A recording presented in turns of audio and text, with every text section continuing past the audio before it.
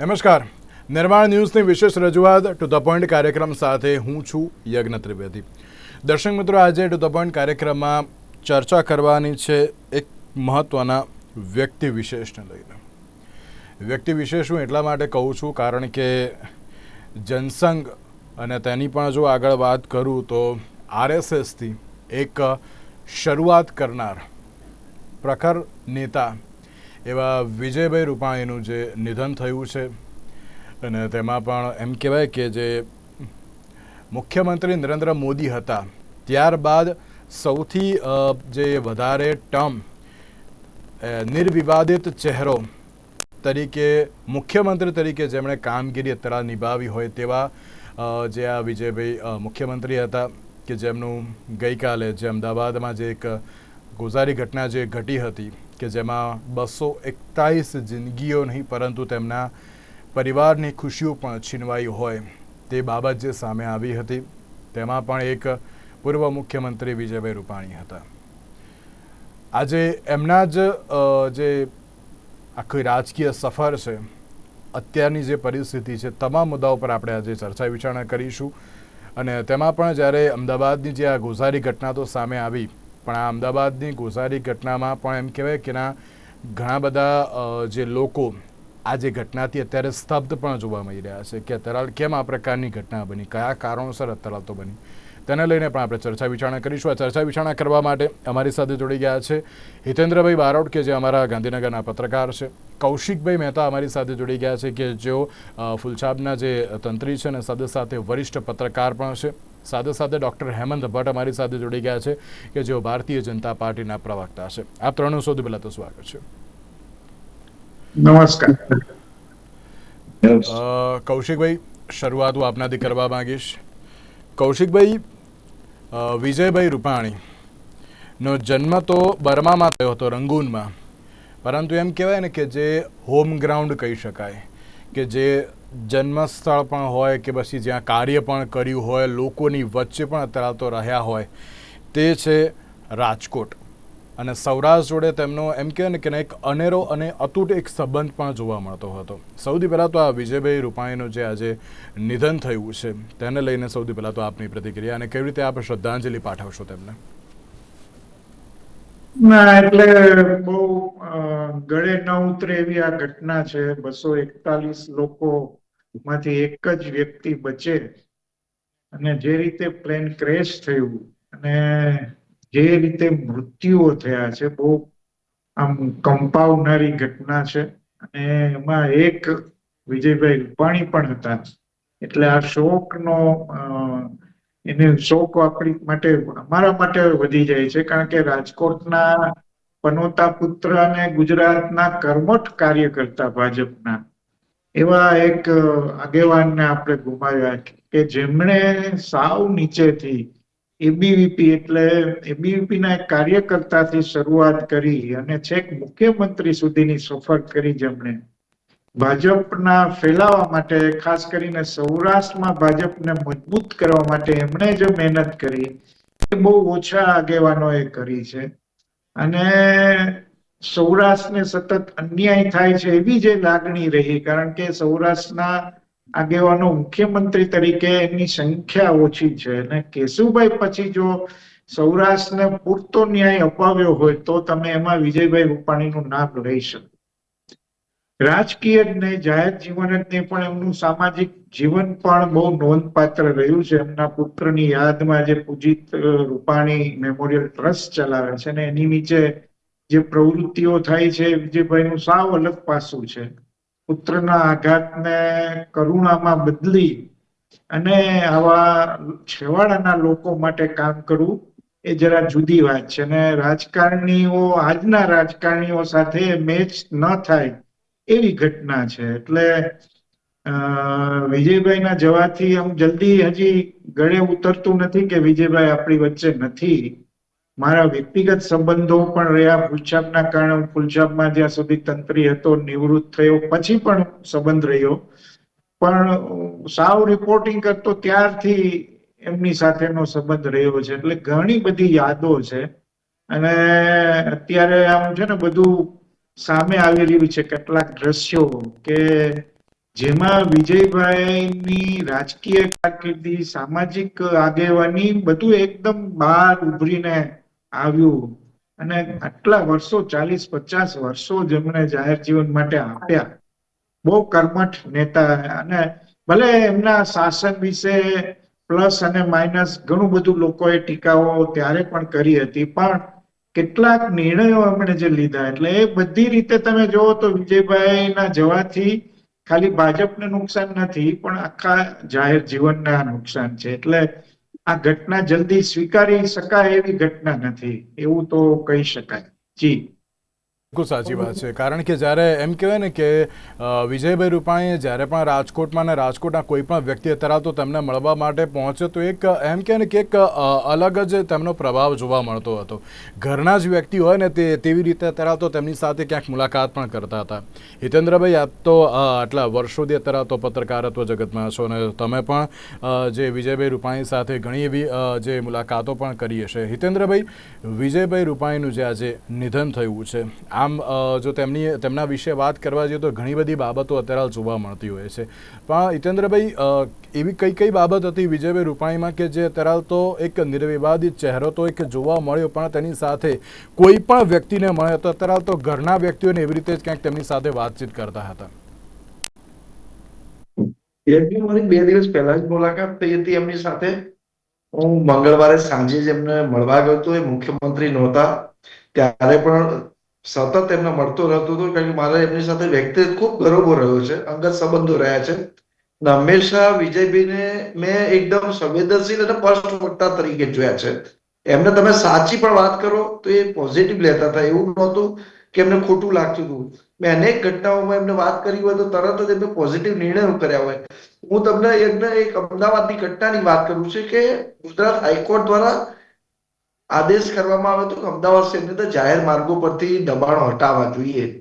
એ સમયે હું એમને સમગ્ર અમદાવાદમાં એસટી વિભાગ, કોર્પોરેશને ખૂબ મોટી ઝુંબેશો પાડી, લોકોને દંડ પણ કરવામાં આવ્યા, પરેશાન પણ કરવામાં આવ્યા. તો મેં એમની સાથે વ્યક્તિગત સંબંધોના આધારે એમને એટલું જ કીધું, મેં સાહેબ આ બધા ગરીબ માણસો છે, તમારે મહાનગરપાલિકાના અધિકારીઓ દ્વારા ખૂબ ઊંચા દંડ કરવામાં આવી રહ્યા છે, 5-10 હજાર રૂપિયા. આજે દરેક ગરીબને તમે રોજગાર નથી આપી શકવાના. આજે દરેક તો ભાઈ શિક્ષણ ક્યાંથી મેળવશે? આજે લોકો મહેનત કરીને કમાઈ રહ્યા છે, તમે મદદ કરી. સાહેબ, આ તો હાઈકોર્ટ આવા આદેશો કરે, પણ પ્રજાના હિતમાં તમારે વિચાર કરવો જોઈએ, તંત્રને અટકાવવું જોઈએ. તો એમને તરત તાત્કાલિક જ એમને મહાનગરપાલિકા અધિકારી સૂચના આપી કે હવે પછી કોઈ પગલા ન ભરશો. ભલે હાઈકોર્ટે આદેશ આપ્યો હોવા છતાં પણ ગરીબોના હિતમાં તાત્કાલિક નિર્ણય કરાવડાવ્યો હતો. એવી રીતે હું અમદાવાદ શહેરની વાત કરું તો અમદાવાદ શહેરમાં બાપુનગર વિસ્તારની અંદર મોરારજી ચોક જે ગુજરાત હાઉસિંગ બોર્ડનો પ્લોટ હતો એ વેચવાનો હતો. મેં એમને એટલું જ કીધું કે સાહેબ, મોરારજી ચોકનો જે પ્લોટ છે એ વેચવામાં આવશે તો આ વિસ્તારની શાંતિ જોખમાઈ શકે છે પૂર્વ વિસ્તારની અંદર, જેનાથી આ વિસ્તારનું ખૂબ મોટું નુકસાન થઈ શકે છે. જે રીતે ભૂતકાળમાં અમુક વિસ્તારો ખાલી થાય એ જ રીતે આ વિસ્તારો પણ ખાલી થઈ શકે છે. તેમને તાત્કાલિક શહેરી વિકાસ વિભાગ કે જે એમ કે દાસ સંભાળતા હતા એમને તાત્કાલિક એમને સૂચના આપી. શૈલેષભાઈ માંડલિયા કે જેમના પી હતા એમને કીધું ભાઈ ત્યાં ફોન કરો. એમને એમ કે દાસને કહી દીધું કે તાત્કાલિક આ જાહેરાત રદ કરી દો, અને જાહેરાત રદ કરી દીધી. એટલે એમની પાસે હું કોઈ ધારાસભ્ય નથી, છતાં પણ એમને આ પ્રકારે તાત્કાલિક નિર્ણય કર્યો અને હાઉસિંગ બોર્ડનો પ્લોટ છે મોરારજી ચોક છે નહીં વેચવા માટે નિર્ણય કર્યો. સાથે સાથે અઠવાડિયા પછી મળ્યો, સાહેબ તમે આ પ્લોટની અંદર મુંબઈમાં પોલીસ જે રીતે ક્રાઇમ બ્રાન્ચ કામ કરે છે, 2 ક્રાઇમ બ્રાન્ચ છે. અમદાવાદ શહેરની શાંતિ સલામતી માટે તમારે વિચાર કરવો જોઈએ, 2 ક્રાઇમ બ્રાન્ચ બનાવી જોઈએ, જે રીતે અમદાવાદ શહેરનું ડેવલપમેન્ટ થઈ રહ્યું છે. સાહેબ, આ પ્લોટનો જો પૂર્વ વિસ્તારની અંદર ક્રાઇમ બ્રાન્ચ બનાવવામાં આવે આ મોરારજી ચોકમાં, તો સાહેબ પૂર્વ વિસ્તારમાં ખૂબ સેફટી ઊભી થશે. તેમને તાત્કાલિક એ બાબતે પણ નિર્ણય કર્યો અને એમને તાત્કાલિક ગૃહમંત્રી તરીકે પ્રદીપસિંહ જાડેજાને પણ સૂચના આપી. ગૃહમંત્રી આખું ફોલોઅપ કર્યું અને પછી સતત મેં કીધું ને, કમનસીબે હાઈકોર્ટમાં સ્ટે મળવાના કારણે કામ ન થઈ શક્યું, પણ આ એમની મેં કીધું કે સંવેદનશીલતા અને નિર્ણય શક્તિ પણ એમની જબરદસ્ત હતી. એ જ રીતે પંજાબની વાત કરું, આજે યજ્ઞ કે પંજાબમાં જયારે સાહેબ ગયા તો પંજાબના કાર્યકર્તાઓ સાથે એમને ખૂબ ગૌરવ હતો. આજે નેતાઓ સાથે એમને ખૂબ ગૌરવ જાગ્યો હતો. ત્યાં લુધિયાણાના કાર્યકર્તાઓમાં પણ ખૂબ લાગણી એમની પ્રત્યે હતી. ત્યારે લુધિયાણાના કાર્યકર્તાઓ પણ એવી યજ્ઞ લાગણી વ્યક્ત કરી હતી કે તેઓ પેટા ચૂંટણીનું ઇલેક્શન સંપૂર્ણ પૂર્ણ કરીને જાય એટલા માટે એમને લંડનની 2 વાર ફ્લાઇટ 5 અને 10 તારીખે રદ પણ કરાવી. પણ કદાચ ઈશ્વરને ક્યાંક અલગ હશે સ્થિતિ. બાકી જો કદાચ લુધિયાણાના ભાજપના કાર્યકર્તાઓની વાત માનીએ તો કદાચ બીજેપી આપણી વચ્ચે આજે હોત. બિલકુલ બિલકુલ બિલકુલ. એટલે માટે એમ કહેવાય ને કે જ્યારે મેં શરૂઆતમાં જ કહ્યું ને કે આ જિંદગીઓ નહીં પરંતુ પરિવારના ખુશીઓ અત્યારે તો છીનવાઈ ગઈ હોય ને તે પ્રમાણેની અત્યારે તો આ ઘટના છે. હેમંતભાઈ, આપ પણ ઘણા વર્ષોથી ભારતીય જનતા પાર્ટી સાથે સંકળાયેલા છો. વિજયભાઈ સાથે પણ આપની ઘણી બધી એવી મુલાકાતો જે થઈ હશે.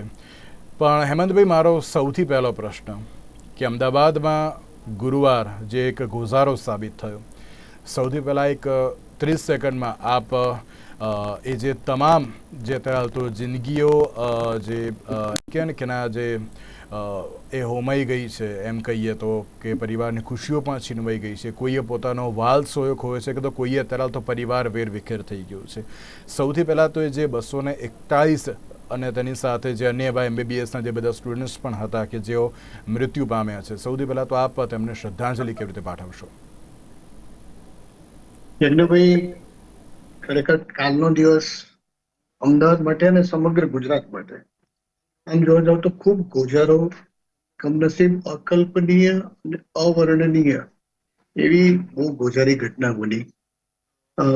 242 પ્લેનના ક્રૂ મેમ્બર સાથેના વ્યક્તિઓ, એક વ્યક્તિનો બહુ સુખદ રીતે બચાવ થાય પણ બાકીની 241 જેટલી જીવનની સાથે, દરેક પરિવારની સાથે, સમાજની સાથે જોડાયેલી મહત્વની વ્યક્તિઓ પોતાના જીવનનો આવી રીતે તેમનો કરુણ અંત આવે. અને સાથે સાથે સિવિલ હોસ્પિટલમાં અને મેડિકલ હોસ્ટેલમાં જે ઇન્ટર્ન્સ ડોક્ટર છે, જે અંડર ગ્રેજ્યુએટ સ્ટુડન્ટ છે, ખાસ કરીને સુપર સ્પેશિયાલિટી જે કરી રહ્યા છે, MCH DM કરી રહ્યા છે, એ ડોક્ટર્સના પરિવારના સભ્યો કે જ્યાં પ્લેનનું મેઇન બોડી તો એ અતુલ્ય 4 પર જ પડ્યું, જ્યાં સુપર સ્પેશિયાલિટી વાળા ડોક્ટર્સ રહેતા હતા, અને ચોથા માળે જે આગ લાગીને ત્યાંથી ઘણા બધા જીવતે જીવ ત્યાંથી કૂદી ગયા.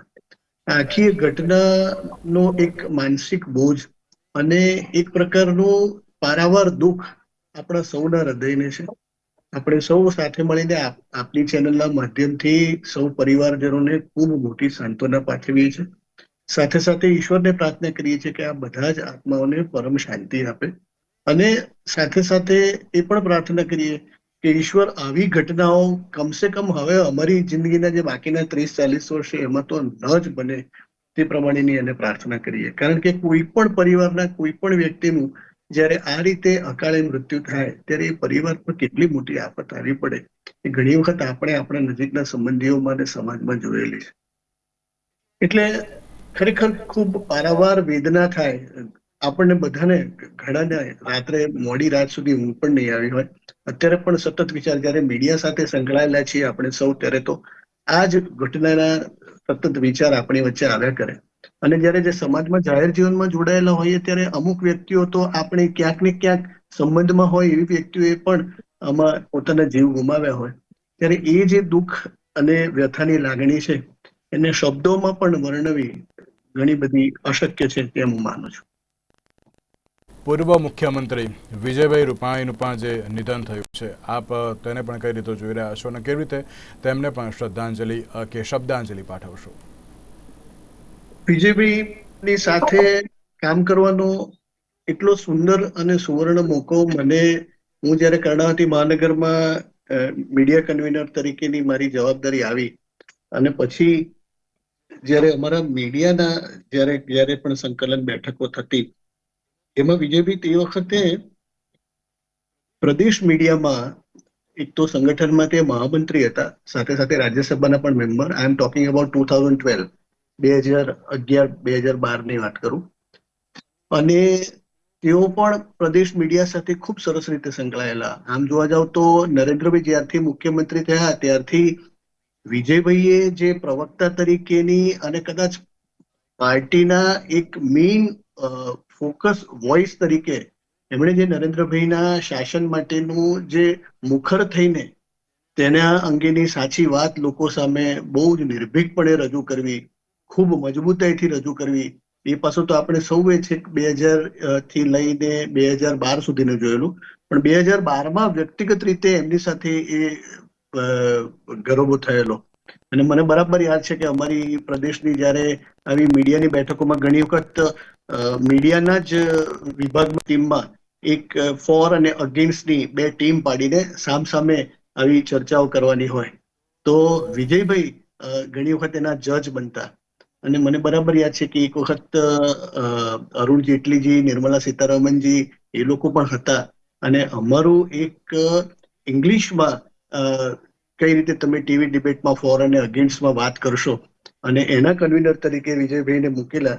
ત્યારે કેટલી સાહજિકતા, કેન્ડિડ એક નેચર એમનો વિજયભાઈનો કે ડાક્ટર તમે છો, આ જેટલીજી છે, નિર્મલાજી છે, જયનારાયણભાઈ પણ એ વખતે તો પાર્ટીમાં હતા. આ બધા ચર્ચા કરવાના હોય તો મારે સાંભળવાની છે, આમાં મારે નિર્ણય ના આપવાનો હોય. અને કેટલી સાહજિકતાથી એમણે એ વાત સ્વીકારીને અમારી સાથે એ બેઠા. એ જયારે મને યાદ આવે ત્યારે મને એ વખત એમ થતું હતું કે પ્રદેશમાં મહામંત્રી હોય, રાજ્યસભાના મેમ્બર હોય, આટલા સિનિયર, અને અમને બધાને તો એ વખતે ખબર કે બહુ જ નાની ઉંમરમાં કદાચ ભારતીય જનતા પાર્ટીનો સૌથી નાનામાં નાના કાર્યકરો જે બહુ જ જૂજ ગણાય કે જેઓ પોતાની બહુ નાની વયે જેલવાસ ભોગવેલો કટોકટીની કાળમાં, એમાંના વિજયભાઈ એક એ વખતે. એટલે ત્યારથી એ સંઘના કાર્યકર, એટલે આપણને એમ થાય કે એ એમનો કેન્ડિડ નેચર. પછી અમારે એક વખત અમારે અમદાવાદ અને આખી ઓલ ઇન્ડિયા ગાયનેક સોસાયટીની આપણે ત્યાં અમદાવાદમાં, તો હું સાહેબને મળવા ગયો કે સાહેબ તમારે તો ચીફ તરીકે આપવું છે. મને રાજ્યસભાનું ઇલેક્શન હતું ને તમને ખબર છે એ વખતે રાજ્યસભાના ઇલેક્શનનું બહુ જ કશમકશ હતી. હેમંતભાઈ એ વખતે રાજ્યસભાની ચૂંટણી હતા અને there was a બહુ જ એક પ્રી ઓક્યુપાઈડ એ વખતે મુખ્યમંત્રી તરીકે વિજયભાઈ હતા. એમણે કહ્યું કે જો ત્યાં વ્યક્તિગત આવવાનું તો તમને તો બધી ખબર છે, આટલી બધી ધમાલ ચાલે છે તો ન આવી શકું, પણ વિડીયો રેકોર્ડિંગ કરીને મોકલાવું હતું. પણ મેં કીધું સાહેબ ફંક્શન તો કાલે જ છે અને કાલે તમારે બપોરે તમારી ઇનેગ્રેશનમાં આવવાનું છે. આ તો હું તમને રિમાઇન્ડ કરાવવા આવ્યો છું. આ તો પહેલેથી આપણે લખાવી દીધેલું છે 3 મહિના પહેલા. મને કે પણ હું નહીં આવી શકું, એના કરતા એક વિડીયો રેકોર્ડિંગ કરી લઈએ તો. મેં કીધું સાહેબ તમે કહો એમ. તમે માનશો યજ્ઞભાઈ, 15 મિનિટમાં અમે ડ્રાફ્ટિંગ કર્યું છે. મુખ્યમંત્રી શ્રી જેવી વ્યક્તિ કે કેટલા બિઝી હોય એમના પોતાના શેડ્યુલમાં, એની એ જ વખતે ટાઈમ કાઢીને બાજુમાં એન્ટી ચેમ્બરમાં એ વિડીયો રેકોર્ડિંગ કરાવીને મને સીડી કલાકમાં ત્યાંથી મળી જાય એ પ્રમાણેની પેનડ્રાઈવ, એવી વ્યવસ્થા વિજયભાઈએ તે વખતે કરાવી.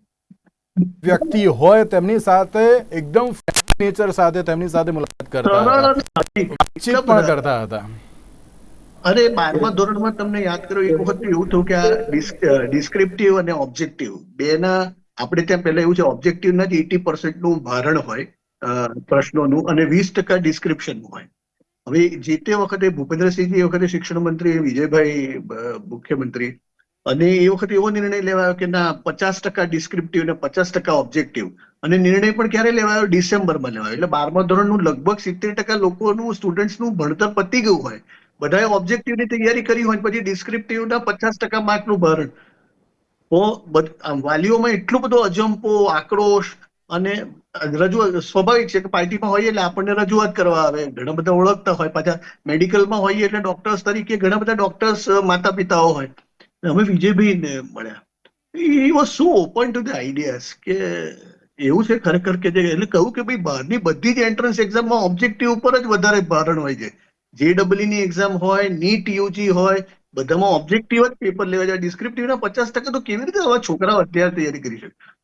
મને કે એક કામ કરો, ભૂપેન્દ્રસિંહજીની જોડે તમે તાત્કાલિક મીટિંગ કરો અને એમાં જે કોઈ નિર્ણય લેવાશે આપણે વાલીઓના હિતમાં અને છોકરાઓના હિતમાં નિર્ણય લેવો છે.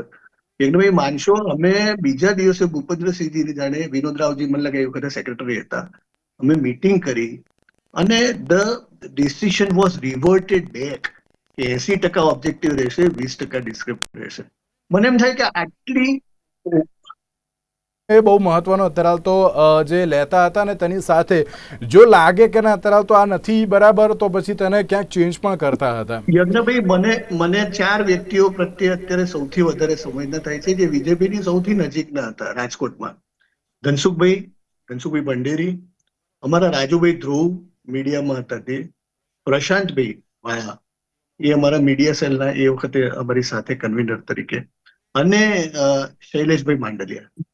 શૈલેષભાઈ તો એમના પડછાયાની જેમ એમની સાથે રહ્યા, અમારા મીડિયાની સાથે હતા. ખૂબ સરસ લખે, એમની કલમ એટલી સારી, શૈલેષભાઈનું ડ્રાફ્ટિંગ એટલું સરસ, અને શૈલેષભાઈ પણ એટલા જ બેકસ્ટેજના માણસ. આ 4 વ્યક્તિઓની અત્યારે જે સંવેદના અને લાગણી હશે ને, એની કલ્પના કરવી મુશ્કેલ છે, કારણ કે બીજેપીની સાથે એટલા બધા નજીકથી જોડાયેલા હતા. એટલે આ બધાને જ હું પણ તમારા ચેનલના માધ્યમથી અને એમના સૌ પરિવારજનોને, અને અંજલિબેન તો પાછા મણિનગરના, એટલે અમે તો વિજયભાઈને એવું જ કહેતા કે વિજયભાઈ તો અમારા મણિનગરના જમાઈ થાય એમ. એટલે અમુલભાઈ મણિનગરના ધારાસભ્ય, એમને અંજલિબેનની સાથેનો એટલો ગરોબો, એટલે વિજયભાઈ તો જ્યારે પણ ગણપતિનો ઉત્સવ થાય ત્યારે મણિનગર આવ્યા વગર રહે જ નહીં. એટલે એટલો બધો અબાધિત અધિકાર મણિનગર ગણતું એમ. બિલકુલ સાચી વાત વિજયભાઈ છે. તો આવવું જ પડે, જી. અમારા વિસ્તારના જમાઈ છે એમ કરી. બિલકુલ. અને કૌશિક, એક બહુ મહત્વની બાબત એ કે હેમંતભાઈ જે પ્રમાણે કહ્યું ને કે ના મણિનગર જોડે એક સંબંધ હતો અને ત્યાં અત્યારે આવે જ મણિનગર હતો. કૌશિકભાઈ, એ જ વસ્તુ સૌરાષ્ટ્રમાં પણ જોવા મળતી હતી કે જ્યારે કોઈ પણ અત્યારે પરિસ્થિતિ હોય એ એમ જ કે ના હું રાજકોટ જઈને આવું છું કારણ કે મારે ત્યાં જ જવું પડે એકવાર, મારે બીજું કંઈ નહીં પણ મારે છે ને ત્યાંના જે સ્થાનિકો છે એમને પણ મળવું પડે. ત્યાંના જે સ્થાનિકો સાથે પણ અમારા સંવાદદાતાએ વાત કરી અને આડોશી પાડોશી જોડે પણ વાત કરી તો તેમણે પણ એમ જ કહ્યું કે ના વિજયભાઈ એ મુખ્યમંત્રી હતા જ નહીં, એ અમારા માટે અમારા સારા એવા પાડોશી હતા, અમારા સારા એવા એમ ક્યાં વેલ વિશર હતા. એ જ પ્રમાણેનું ક્યાંક આખા સૌરાષ્ટ્રમાં વિજયભાઈનું ક્યાંક એમ કે ને કે એક બાબત જોવા મળતી હતી કે ના કોઈ પણ વ્યક્તિ હોય, આવો બેસો, ફ્રેન્ડલી, અત્યારે જે પણ કોઈ વાત કરવાની છે એ કરો, જો અત્યારે કોઈ પણ ડિસિઝન લેવાનું છે, કોઈ બાબત ઉપર વાત કરવી છે તે પણ અત્યારે કરતા હતા. કૌશિકભાઈ, આપ કઈ રીતે જોઈ રહ્યા છો તેને પણ? ના, એટલે બહુ સહૃદય માણસ, એમાં તો કોઈ પ્રશ્ન જ નહીં. તમે જુઓ કે જેવા કાલે આ પ્લેન ક્રેશના સમાચાર મળ્યા અને વિજયભાઈ એમાં એક લંડન જઈ રહ્યા હતા એવા ખબર મળ્યા, અને એમના આડોશ પાડોશમાં જે વાતાવરણ જોવા મળતું હતું, લોકો પ્રાર્થના કરતા હતા, જાપ કરતા હતા, અને કેટલાક લોકોના આંખમાં તો આંસુ હતા કે ભાઈ નહીં. અને કેટલાક લોકો એમ કહ્યું કે વિજયભાઈ આ શરૂઆતમાં થોડી દ્વિધા હતી કે વિજયભાઈ આ ફ્લાઇટમાં છે કે નહીં, પછી કન્ફર્મ સમાચાર આવ્યા ત્યારે જે વાતાવરણ જોવા મળે. એટલે મને લાગે છે કે આપણે ત્યાં આજના રાજકારણમાં આવા નેતાઓનો અભાવ છે કે જેનો નાતો સીધો હૃદયથી પ્રજાના હૃદય સુધી છે. એટલે આ બહુ મહત્વની બાબત એ છે. અને તમે આખી એની કારકિર્દી, સાહેબ, તમે જો રાજકોટ પ્રત્યે પ્રીતિ હોય તો બહુ સ્વાભાવિક છે. અને રાજકોટ ઘણા વર્ષો સુધી પોલિટિક્સ માટે એપી સેન્ટર હતું. ચીમન કાકા, કેશુભાઈ પટેલના બધા જે ભાજપના અગ્રણીઓ રહ્યા, એટલે એ હતા ત્યારે તો બહુ રાજકોટનું મહત્વ હતું. પણ વિજયભાઈના કારણે રાજકોટનું મહત્વ વધ્યું અને રાજકોટ સાથે એમનો લગાવ હતો. ને મને લાગે છે રાજકોટ સૌરાષ્ટ્રને એમણે એટલું બધું આપ્યું છે, સાહેબ, કે વાત જવા દો. ઇન્ટરનેશનલ રાજકોટને એરપોર્ટ મળે છે, એમ્સ મળે છે, કારણ કે એમ્સ માટે વડોદરા સ્પર્ધામાં હતું.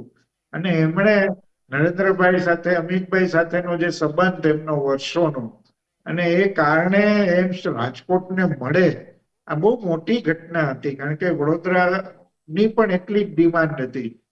તમે સૌની યોજના, જે નરેન્દ્રભાઈની સૌથી ડ્રીમ પ્રોજેક્ટ હતો, નરેન્દ્રભાઈ જ્યારે એ રાજકોટમાં એ યોજના લોન્ચ કરી અને આખું પ્રેઝન્ટેશન હતું ત્યારે લોકો હસી કાઢતા હતા કે આવી યોજના ક્યાંથી થાય. પણ આ આખી યોજના, લગભગ આખી યોજના વિજયભાઈના કાર્યકાળમાં ઇમ્પ્લિમેન્ટેશન થયું 3 ફેઝ સુધી. અને આજે સૌરાષ્ટ્રમાં પાણીની સમસ્યા જે હળવી થઈ છે ઘણા ખરા અંશે, એનું એક કારણ આ સૌની યોજના બની એ પણ છે. પછી એ રાજકોટના વિકાસની વાત હોય, સ્માર્ટ સિટીની વાત હોય, સાહેબ, બહુ ઓછી રીતે એમને મૂલવાયા છે. મને એવું લાગે છે કે જે એમના મુખ્યમંત્રીનો કાર્યકાળને જે રીતે મૂલવવો જોઈએ એવી રીતે નહીં મૂલવાયો. એનો વસવસો થોડો મને તો છે, કારણ કે એમણે 2-4 નિર્ણયો એવા લીધા હતા કે ડોક્ટર સાહેબે જે 10-12મા ધોરણની વાત કરી સિલેબસની, એમાં 10મા-12મા ધોરણની ફી નો બહુ પ્રશ્ન. આપણે ત્યાં સેલ્ફ ફાઇનાન્સ સ્કૂલો આવી અને પછી જે ફી એટલી બધી મોંઘી થઈ કે સામાન્ય માણસો માટે આવી સ્કૂલોમાં એડમિશન લેવું અશક્ય બની ગયું હતું. અને આખા ભારતમાં પહેલી વાર ફી નિર્ધારણ નીતિ એને ફી બાંધણું, અમે સૌરાષ્ટ્રમાં એમ કહેતા, ફીનું બાંધણું કર્યું. આ નિર્ણય બહુ અઘરો સાહેબ હતો, બહુ જ મુશ્કેલ હતો. કમનસીબે એ જેટલી સફળતાથી એનો અમલ થવો જોઈએ એવો નથી થયો, એ જુદી વાત છે, પણ આવી એક નીતિ બનાવવી આ બહુ મહત્વનો મુદ્દો હતો. તમને બીજું કહું, એને ખેતી બિન ખેતી આપણે ત્યાં મને કહેવામાં જરાય સંકોચ નથી કે સૌથી વધારે ભ્રષ્ટાચાર એ બાબતમાં થતો હતો.